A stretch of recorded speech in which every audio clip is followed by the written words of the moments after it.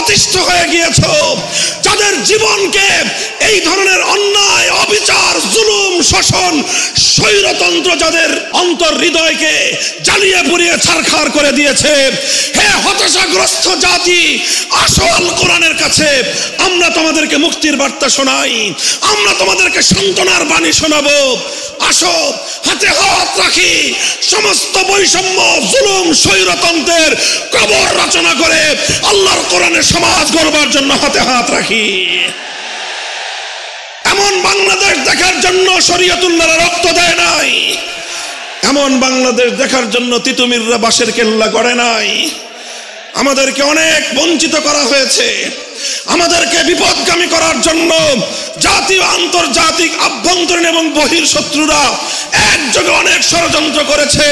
এবার সমস্ত ষড়যন্ত্রের জাল ছিন্ন করবার সময় এসেছে। আমরা সকলেই যদি যার যার জায়গা থেকে এই আওয়াজ উঠাই যে সব শিক্ষা থাকতে পারবে, সমস্ত কিছু শিখবে আমাদের শিক্ষার্থীরা, প্রাইমারি লেভেলে অন্তত বিশুদ্ধ তেলাওয়াতের শিক্ষা থাকবে না কেন? আল্লাহ পাক রব্বুল আলামিন আমাদের এই ঈমানি দাবি উপলব্ধি করে এই রাষ্ট্র ব্যবস্থাকে যথাযথ পদক্ষেপ গ্রহণ করার তৌফিক দান করুন। এটা ছিল প্রথম কর্মসূচির কথা বলছিলাম। ইয়াতলু আলাইহিম আয়াতিক, এমন একজন পয়গম্বর, যেই পয়গম্বরের প্রথম কর্মসূচি হবে আল্লাহর কোরআনকে তেলাওয়াত করে শোনানো, কোরআনে পাকের রিসাইটিং, কোরআনের পাঠ, কোরআনের রিডিং পড়ে শোনানো। এটাই হলো একটা বৈপ্লবিক কর্মসূচি। রাসূল আকরাম সাল্লাল্লাহু আলাইহি ওয়াসাল্লামের দ্বিতীয় কর্মসূচির কথা আল্লাহর কোরআন বলছে, ওয়া ইউআল্লিমুহুমুল কিতাব, যেই কোরআনের তেলাওয়াত হলো, যে কোরআন পড়ে শোনানো হলো, এক নম্বর কর্মসূচির মাধ্যমে কোরআনকে তেলাওয়াত করে মানুষের কানে কানে পৌঁছে দেয়া হলো। এরপরে দ্বিতীয় কর্মসূচির শুরু হলো। দ্বিতীয় কর্মসূচিটা হলো ওয়া ইউআল্লিমুহুমুল কিতাব, যেই কোরআনকে তুমি তেলাওয়াত করেছো, ওগো আমার নবী, এবার এ জাতিকে তুমি কোরআনে পাকের মর্ম বোঝাও, কোরআনের অর্থ বোঝাও, কোরআনের উদ্দেশ্য বোঝাও, কোরআনের ব্যাখ্যা বোঝাও। তাফসীরের মাধ্যমে মানুষের কাছে আল্লাহর মেসেজ এবং আল্লাহ পাকের পয়গাম গুলো বিশ্ব মানব জাতির কাছে তুলে ধরো।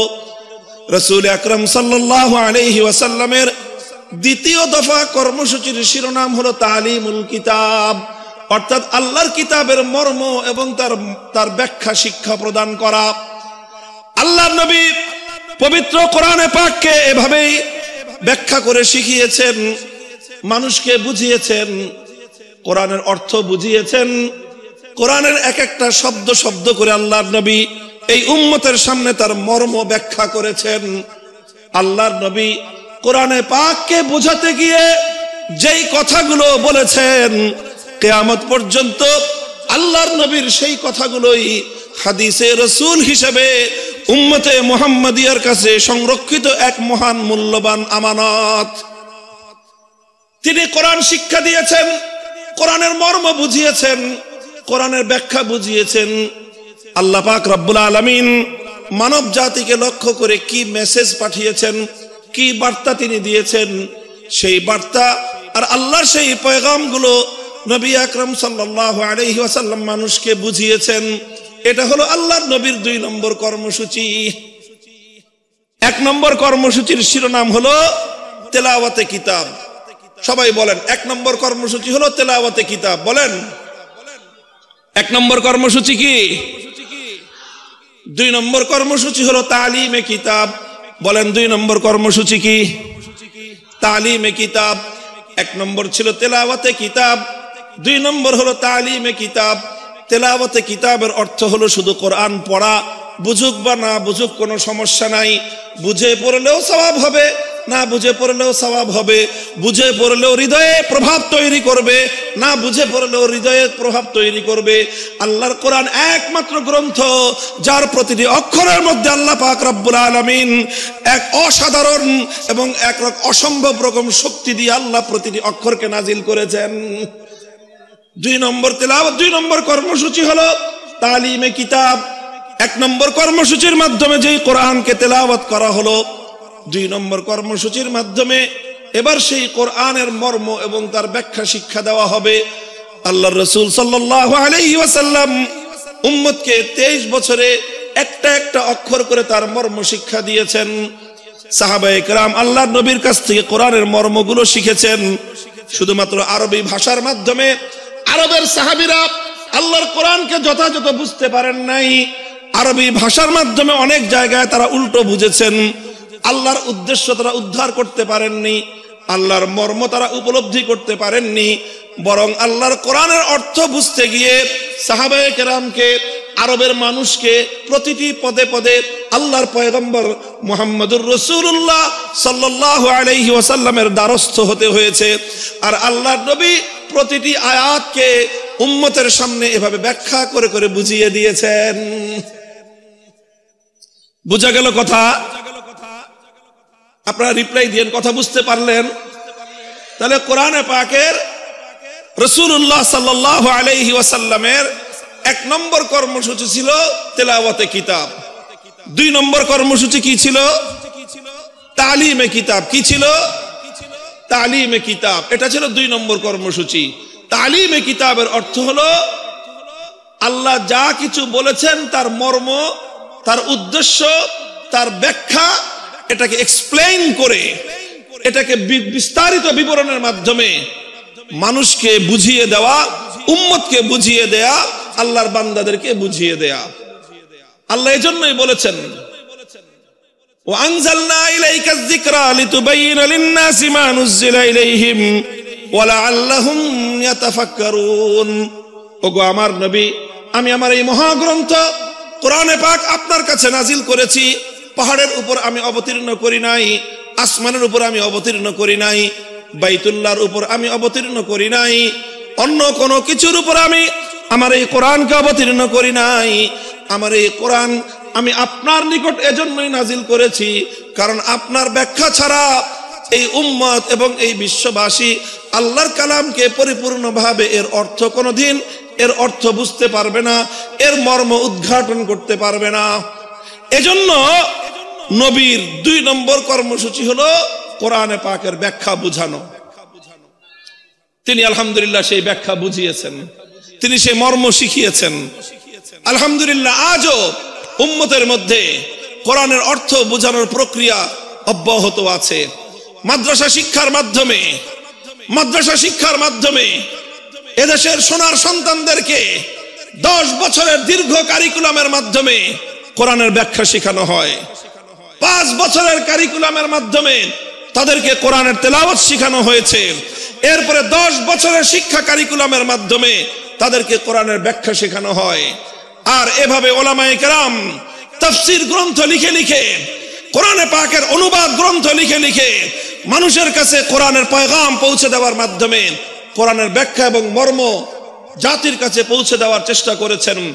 আর এই রকম বাংলার প্রত্যন্ত অঞ্চলে, গ্রাম বাংলার শহর নগর বন্দরে তাফসীরুল কোরআন মাহফিলগুলোর মাধ্যমে এ জাতির সোনার সন্তান, এ জাতির শ্রেষ্ঠ সন্তান আলেম সমাজ এভাবেই শতাব্দী কাল পর্যন্ত এদেশের মানুষের কাছে কোরআনের বাণী, কোরআনের পয়গাম পৌঁছে দেওয়ার জন্য তাফসীরুল কোরআন মাহফিলগুলোর আয়োজন করছেন।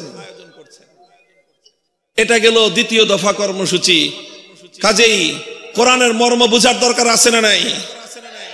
এটা বড় আশ্চর্যজনক বিষয়, বড় দুঃখজনক মর্মান্তিক একটা বিষয় আছে। বহু মানুষ, বহু ভাই বোন আমাদের মাঝে এমন খুঁজে পাওয়া যাবে, অনেক কিছু তারা পড়াশোনা করেছেন জীবনে, অনেক পড়াশোনা করেছেন, রাজনীতি নিয়ে পড়াশোনা করেছেন, অর্থনীতি নিয়ে পড়াশোনা করেছেন, সাহিত্য নিয়ে পড়াশোনা করেছেন, দর্শন নিয়ে পড়াশোনা করেছেন।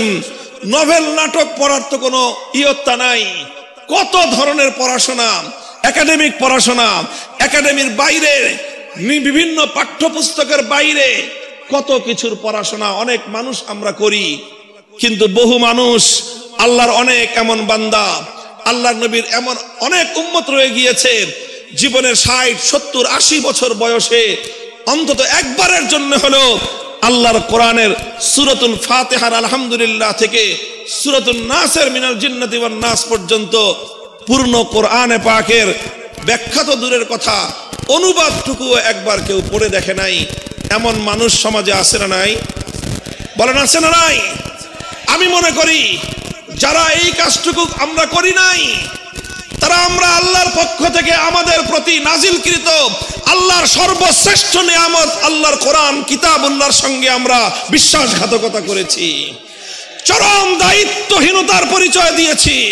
শপথ নিন, যারা অন্তত এই কাজটা করেননি, জীবনের অবশিষ্ট সময়ে হলেও ধাপে ধাপে প্রতিদিন 1 পৃষ্ঠা 2 পৃষ্ঠা 1 রুকু 2 রুকু করে 1 সূরা 2 সূরা করে অল্প অল্প করে হলেও পূর্ণ কোরআনে পাকের ব্যাখ্যা না পড়তে পারেন, অন্তত গ্রহণযোগ্য নির্ভরযোগ্য কোন ব্যক্তির আলেমের লিখিত কোরআনের অনুবাদ অন্তত একবার পড়বো। আমরা পড়বো তো সবাই ইনশাআল্লাহ?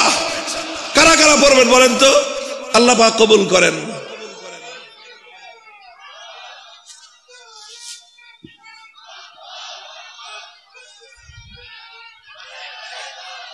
আমরা আল্লাহর কোরআনের আলো ঘরে ঘরে জ্বালতে চাই। ঘরে ঘরে জ্বালার আগে অন্তত প্রথম আমাদের হৃদয়ে গহীনে আল্লাহর কোরআনের আলো জ্বালতে হবে। প্রতিটি মুসলমান কোরআনের তেলাওয়াত শেখার চেষ্টা করতে হবে। দ্বিতীয়ত, কোরআনের মর্ম বোঝার জন্য তালিমে কিতাবের কর্মসূচির আওতায় আমাদের আসতে হবে। আল্লাহর নবীর প্রথম কর্মসূচি তেলাওয়াতে কিতাবের আওতায় এসে কোরআনে পাকের তেলাওয়াত শিখতে হবে। কোরআনে পাকের দ্বিতীয় কর্মসূচি, রাসূলুল্লাহর দ্বিতীয় কর্মসূচি তালিমে কিতাবের আওতায় এসে অন্তত জীবনে একবার হলেও পবিত্র কোরআনে পাকের অনুবাদ ফার্স্ট টু লাস্ট, আগা গোড়া একবার অন্তত আপনি অধ্যয়ন করুন। আমি আত্মবিশ্বাসের সঙ্গে বলতে পারি, একজন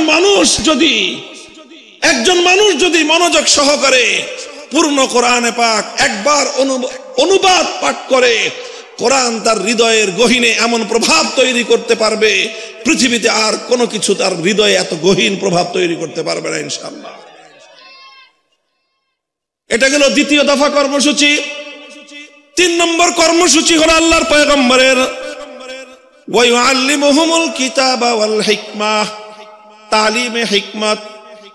3 নম্বর কর্মসূচি হলো তালিমে হিকমত। কি বললাম বলেন তো? তালিমে হিকমত বলেন সবাই, তালিমে হিকমত। 1 নম্বর কর্মসূচি ছিল তেলাওয়াতে কিতাব, 2 নম্বর কর্মসূচি ছিল তালিমে কিতাব। আল্লাহর নবীর 3 নম্বর কর্মসূচি হলো তালিমে হিকমত। 3 নম্বর কর্মসূচি কি? জোরে বলেন। তালিমে হিকমত। তালিমে হিকমত কি জিনিস? তাফসীরে মারিফুল কোরআনে পাকের তাফসীরে মারিফুল কোরআনের মধ্যে আল্লামা মুফতি শফি রহমাতুল্লাহি আলাইহি, পাক ভারত উপমহাদেশের মুফতি আজম, তিনি সহ অনেক মুফাসসিরিনে কেরামগণ তালিমে হিকমতের যে অগ্রগণ্য ব্যাখ্যা লিখেছেন, সেটা হলো এই তালিমে হিকমত মানে হলো যে প্রথমে কোরআনে পাকের তেলাওয়াত করা হলো, এটা ছিল 1 নম্বর কাজ।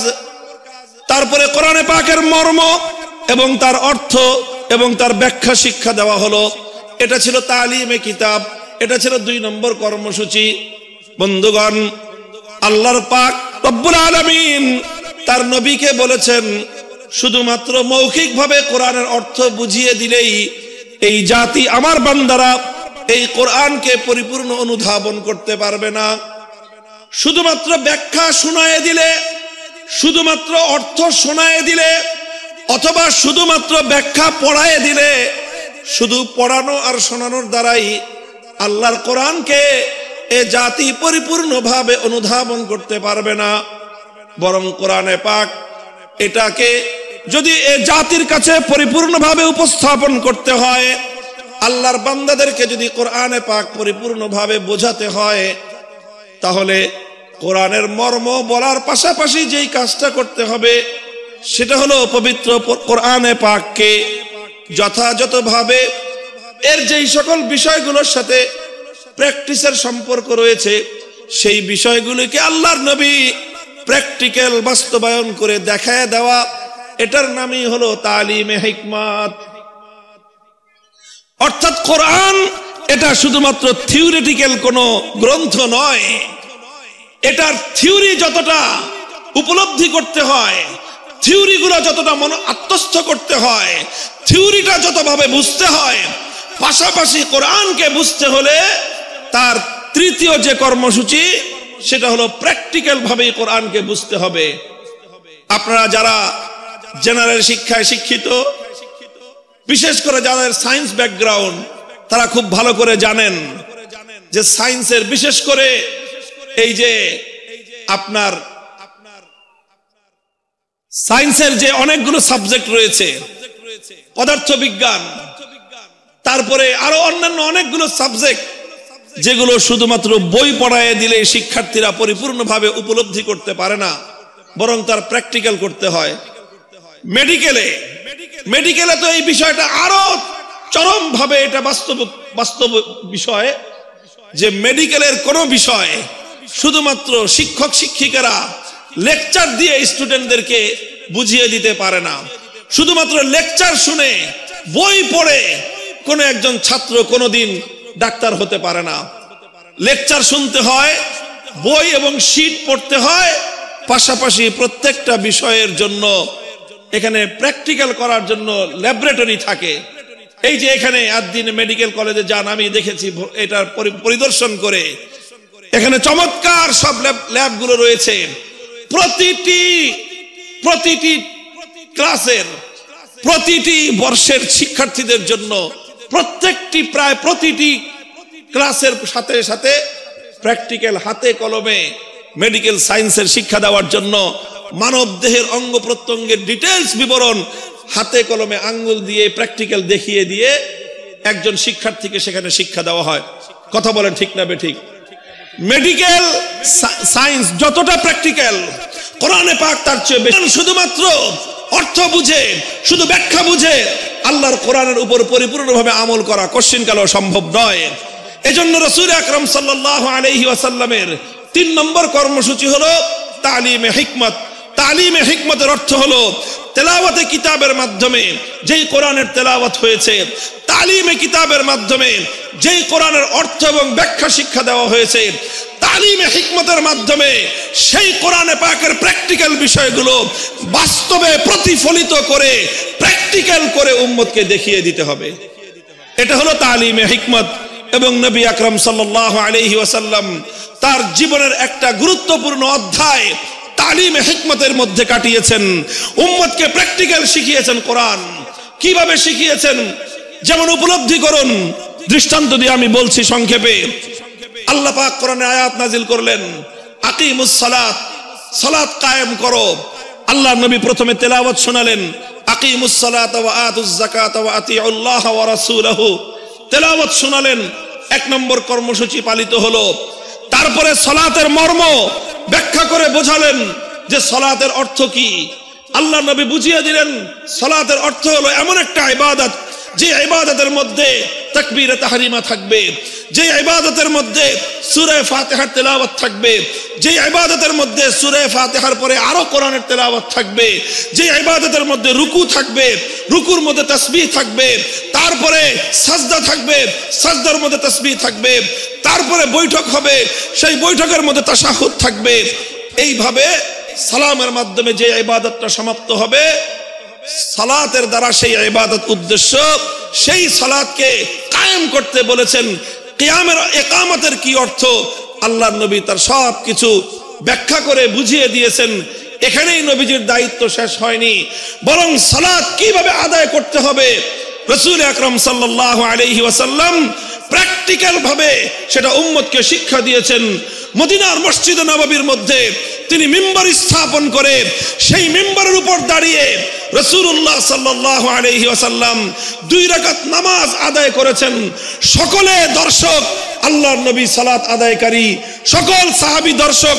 এরপরে আল্লাহর নবী সকলকে লক্ষ্য করে বললেন, সল্লু কামা রাআইতুমুনি উসাল্লি, তোমরা আমাকে যেভাবে নামাজ পড়তে দেখলে ঠিক সেভাবেই তোমরা নামাজ পড়বে। শুধু আমার কথা শুনে নামাজ পড়বে না, আমার হাদিস পড়ে শুধু নামাজ পড়বে না, বরং আমার নামাজ দেখে দেখে তোমরা নামাজ শিখবে। প্র্যাকটিক্যালি নামাজ শিক্ষা দিয়েছেন। এই যে নামাজের যে প্র্যাকটিক্যাল শিক্ষা দিলেন, এটার নামই হলো তালিমে হিকমত। এটা শুধু নামাজের ক্ষেত্রেই নয়, জীবনের প্রতিটি ক্ষেত্রে, প্রত্যেকটি কর্মকাণ্ড একজন মুমিনের, প্রতিটি কর্মকাণ্ডের প্র্যাকটিক্যাল নমুনা আল্লাহর নবীর জীবন থেকে গ্রহণ করতে হয়। নবীর জীবনে প্রতিটি কাজের যেই প্র্যাকটিক্যাল নমুনা আছে, সেই প্র্যাকটিক্যাল নমুনাটাই হলো তালিমে হিকমত, সেটাই হলো কোরআনে পাকের প্র্যাকটিক্যাল। আল্লাহর নবীর উপর কোরআনে আয়াত নাজিল হলো, আস-সারিকু ওয়াস-সারিকাতু ফাকতাউ আইদিয়াহুমা জাযাআম বিমা কাসাবা নাকালাম মিনাল্লাহ ওয়াল্লাহু আজিজুন হাকীম।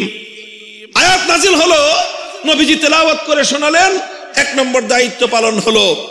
তারপরে চুরি, চোর নারী হোক পুরুষ হোক, সেই চোরের সংজ্ঞা শিখালেন যে মানুষ কখন চোর সাব্যস্ত হয়, কতটুকু সম্পদ কিভাবে চুরি করলে এটা কোরআনে পাকের ভাষায় চুরি বলে সাব্যস্ত হবে। তারপরে সেই চুরির অপরাধ সাব্যস্ত হতে হলে কি লাগবে আল্লাহর নবী সেটাকে ব্যাখ্যা করে বোঝালেন।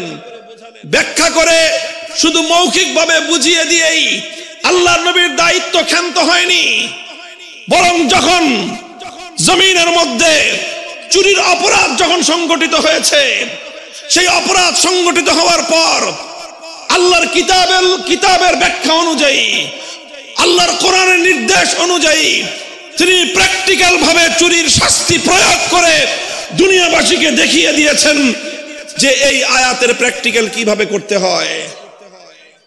আল্লাহ বলেছেন, চোর যদি চুরি করে ধরা পড়ে, নারী হোক বা পুরুষ হোক, যদি সংরক্ষিত স্থান থেকে কোন মানুষ অন্যের অন্তত 10 দিরহাম মূল্যমানের কোন সম্পত্তি সংরক্ষিত স্থান থেকে যদি চুরি করে, আর সেই চুরির অপরাধ যদি যথাযথ নির্ভরযোগ্য সাক্ষীর মাধ্যমে আদালতের সামনে প্রমাণিত হয়ে যায়, ফাকতাউ আইদিয়াহুমা, নির্দেশ হলো আল্লাহর, তখন সেই চোর নারী বা পুরুষের হাত কেটে দাও। আল্লাহর নবী শুধুমাত্র কোরআনের এই আয়াতের তেলাওয়াত করে দায়িত্ব ক্ষান্ত করেননি, শুধু এই আয়াতের মর্ম বুঝিয়ে দায়িত্ব ক্ষান্ত করেননি, বরং যখন এই অপরাধ সংগঠিত হয়েছে, আল্লাহর নবী দ্বিধাহীন চিত্তে তিনি এই আয়াত প্রয়োগ করে দুনিয়াবাসীকে দেখিয়ে দিয়েছেন কিভাবে আল্লাহর আইন আল্লাহর জমিনে বাস্তবায়ন করতে হয়। বুখারী শরীফের হাদিসের কিতাবের মধ্যে বর্ণিত হয়, আল্লাহর নবী যখন মক্কা বিজয় করলেন, মক্কা বিজয়ের পরপর একটা চুরির ঘটনা ঘটলো মক্কা নগরীতে। চুরির ঘটনায় অপরাধী বলে চিহ্নিত হলো একজন সম্ভ্রান্ত মানুষ, একজন নারী মানুষ, মহিলা মানুষ, সে চুরি করে ধরা পড়েছে। নাম হলো তার ফাতেমা, গোত্র হলো তার বনু মখজুম, ফাতেমায়ে মখজুমিয়া বলা হয়। বনু মখজুম হলো আরবের কুরাইশ বংশের মধ্যেও অত্যন্ত সম্ভ্রান্ত একটা পরিবার, যেই পরিবার থেকে স্বয়ং আল্লাহর নবীর দাদির জন্ম হয়েছিল, নবীর রক্তের সঙ্গে সংশ্লিষ্ট, নবীজির পরিবারের সদস্য, নবীর দাদির পরিবারের সদস্য ফাতেমায়ে মখজুমিয়া চুরি করে ধরা পড়লো। বুখারীর হাদিস, ফাফাজিয়া কওমুহা ইলা উসামাতা, কুরাইশের লোকজন তারা শঙ্কিত হয়ে গেল যে এখন তো মক্কায় আল্লাহর কোরআনের বিধান বাস্তবায়িত হয়েছে, খেলাফতের শাসন কায়েম হয়েছে, এখানে আল্লাহর নবী বিচার করে মেয়েটার হাত কেটে দিবেন। যদি মেয়েটার হাত কাটা যায়, একটা মেয়ের হাত কাটা যাবে, পুরা বংশের নাক কাটা যাবে। কাজেই তারা সকলেই বিষয়টা নিয়ে বিচলিত হয়ে পড়ল, কিভাবে এই মেয়ের উপর হাত কাটার শাস্তিকে প্রতিরোধ করা যায়। এজন্য তারা তদবির শুরু করলো। তদবিরের জন্য একজন উপযুক্ত ব্যক্তি, আল্লাহর নবীর অত্যন্ত কাছের, নবীর অত্যন্ত প্রিয় একজন ঘনিষ্ঠ সাহাবী উসামা ইবনে যায়েদ, আল্লাহর নবীর পালক পুত্রের সূত্রে তিনি নবীজির নাতি।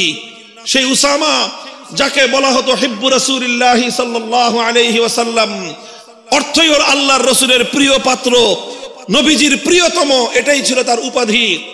সেই কুরাইশ বংশের লোকজন, বনু মখজুম গোত্রের লোকজন উসামাকে এসে ধরলো, যাও মুহাম্মদ সাল্লাল্লাহু আলাইহি ওয়াসাল্লাম সম্পর্কে তোমার দাদা লাগে, তুমি তোমার দাদাকে গিয়ে বলো এই মেয়েটার জন্য হাত না কাটা হয়, কারণ এই মেয়েটা ওনার নিজের বংশের লোক। এই মেয়েটার যদি হাত কাটা যায় পুরা কুরাইশ বংশের সম্মান ধুলোয় মিশে যাবে, স্বয়ং আল্লাহর নবী তার নিজেরও প্রেস্টিজের হ্যাম্পার হবে। কাজেই হাতটা যেন না কাটা হয়। উসামা ইবনে যায়েদ মুহাম্মদ সাল্লাল্লাহু আলাইহি ওয়াসাল্লামের কাছে গেলেন।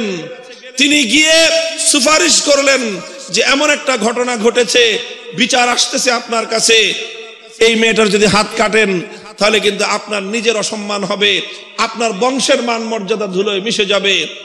বুখারীর হাদিস, আল্লাহর কসম খেয়ে বলতেছি, আল্লাহর নবীর সম্মুখে উসামা ইবনে যায়েদ এই তদবির এবং এই সুপারিশ করতে দেরি আল্লাহর নবী গর্জন দিয়ে উঠলেন, উসামা আতাশফাউ ফি হাদ্দিন মিন হুদুদিল্লাহ, আল্লাহর কোরআনের বিধান আমি প্র্যাকটিক্যাল বাস্তবায়ন করব, তুমি তদবির নিয়ে এসে আমার সেই প্র্যাকটিক্যাল বাস্তবায়নের ক্ষেত্রে অন্তরায় হওয়ার চেষ্টা করো। খবরদার, ভবিষ্যতে যেন তোমাকে আর এই ধরনের কর্মকাণ্ডে দ্বিতীয়বার না দেখা যায়। উসামা ভয়ে সংকুচিত হয়ে গেলেন, নবীর সামনে থেকে সরে গেলেন। আল্লাহর নবী বুঝতে পেলেন বিষয়টা শুধু উসামার একা নয়, সে একজন অল্প বয়স্ক যুবক মানুষ, বালক মানুষ, সে না বুঝে আমার কাছে বলেছে।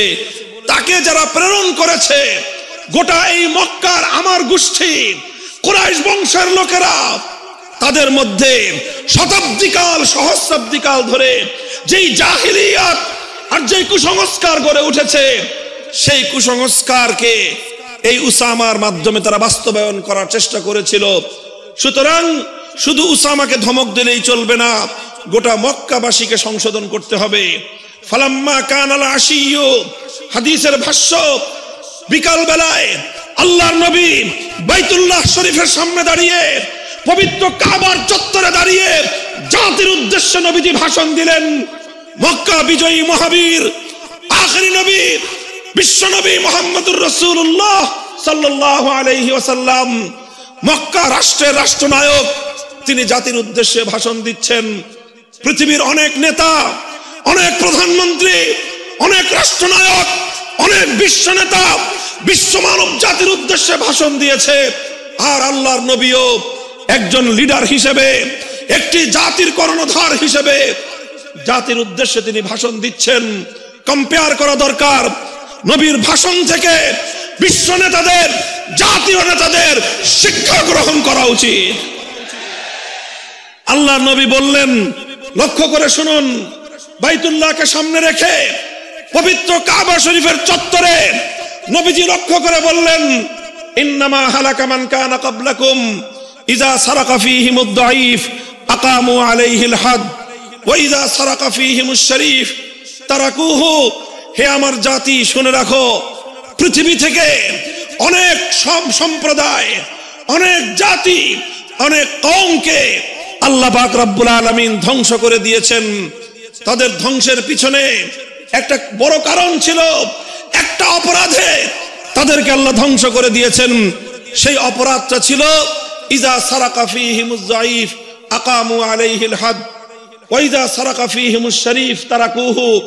যখন তাদের সম্প্রদায়ের মধ্যে কোন সম্ভ্রান্ত লোক, কোন প্রভাবশালী লোক, কোন ক্ষমতাবান লোক যখন অপরাধ করত, যখন কোন প্রভাবশালী লোক অপরাধ করত, কোন নেতা, কোন নেতার আপনজন, কোন মন্ত্রী, কোন মন্ত্রীর আত্মীয় স্বজন, কোন সরকারি দলের লোকজন, কোন টাকা পয়সাওয়ালা, কোন বড় লোক, কোন প্রভাবশালী ব্যক্তি, কোন সম্ভ্রান্ত ব্যক্তি যখন অপরাধ করত, তখন সেই সম্ভ্রান্ত ব্যক্তির উপর তারা আইনের শাসন প্রয়োগ না করে তারা বিষয়টাকে চেপে যেত, তার উপর আইন প্রয়োগ না করে, শাস্তি বিধান বাস্তবায়ন না করে তাদেরকে ছেড়ে দেওয়া হতো। ওয়াইজা সারাকা ফীহিমুদ দাঈফ, আর একই অপরাধ যখন দুর্বল মানুষ করত, খেটে খাওয়া মানুষ, মেহনতি মানুষ, রিকশাওয়ালা, শ্রমিক, ঠেলাগাড়ি চালক, নৌকার মাঝি, মজদুর, পথের টোকাই, এই শ্রেণীর দুর্বল মানুষ যখন অপরাধ করত, যেই অপরাধ করে মন্ত্রীর দুলাভাই ছাড়া পেয়েছে, যেই অপরাধ করার পরে এমপির শালার শাস্তি হয় নাই, যেই অপরাধ করার পরে শিল্পপতির বিচার হয় নাই, যেই অপরাধ করার কারণে রাজনৈতিক নেতার কোনো বিচার হয় নাই, একই অপরাধ দুর্বল গরিব অসহায় মানুষ করার পরে তার উপর আইনের শাসন 100 ভাগের জায়গায় 200 ভাগ বাস্তবায়ন করা হয়। আল্লাহ নবী বলেছেন পৃথিবীতে ইসলাম এসেছে শুধুমাত্র ইবাদত নামাজ রোজার হজ যাকাতের বিধান বাস্তবায়নের জন্য নয়। ইসলাম দুনিয়াতে আগমন করেছে, তার আগমনের অন্যতম উদ্দেশ্য হলো সমস্ত বৈষম্য দূর করে, জুলুম আর বেইনসাফি দূর করে বিশ্ব সভ্যতায় ন্যায় এবং ইনসাফ